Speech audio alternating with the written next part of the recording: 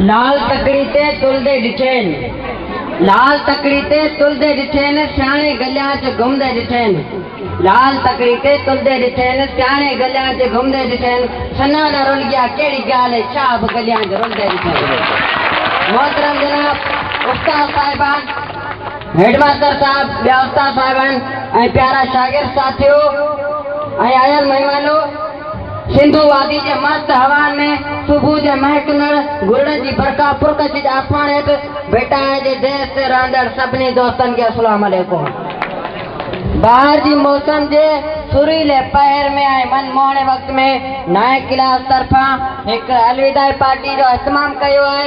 ऐं नए क्लास वारनि खे नए क्लास वारनि जो शुक्रगुज़ार आहियां जंहिं मूंखे चंद लफ़्ज़ ॻाल्हाइण जे लाइ ही पार्टी जो इत्माम कयो त जीअं असां जेके बि कोताहियूं कयूं हुजनि उन्हनि जी माफ़ी वठी सघूं।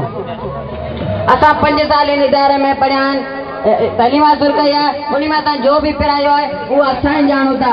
तालीम जो मतिलबु सुधारो आहे ऐं सुधारे जी अहम शइ इख़लाक़ आहे। ऐं दावा सां चवंदुसि जंहिं शागिर्द में इख़लाक़ न हूंदो उहो कॾहिं बि कामयाबु न थींदो ऐं जंहिं शागिर्द उस्तादनि जी इज़त न आहे कई उहो कॾहिं बि कामयाबु न थींदो। हर पल अव्हांखे सारबो पल कीअं न विसारबो, हर पल अव्हांखे सारबो पल कीअं न विसारबो। सावण रुत जो बादल बणिजी आप अखियुनि मां हारबो, सावण रुत जो बादल बणिजी आप अखियुनि मां हारबो।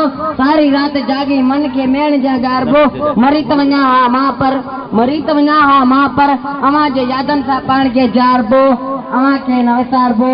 हा दोस्तो अव्हां खे न विसारबो। असांखे ज़रूरी यादि रखिजो जॾहिं सावक जे मैदान में को जोड़ो मुड़कंदे ॾिसी, जॾहिं ॾुक जे मैदान में को ॾुक जे वक़्त में को रोंदे ॾिसी, जॾहिं मासूम जज़्बात वढिया ॾिसी ऐं जॾहिं मोर जी मिठड़ी लात प्रीत जे पटनि में ॿुधी तॾहिं ज़रूर सारजा। हा दोस्त ज़रूर सारजा।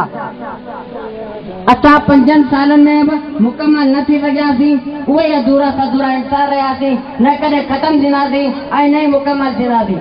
असां काल बि गीत ॻाता अधूरा, असां काल बि गीत ॻाता अधूरा, असां नी न्यापन साण लाता अधूरा, असां सच थोरी सुञाता अधूरा।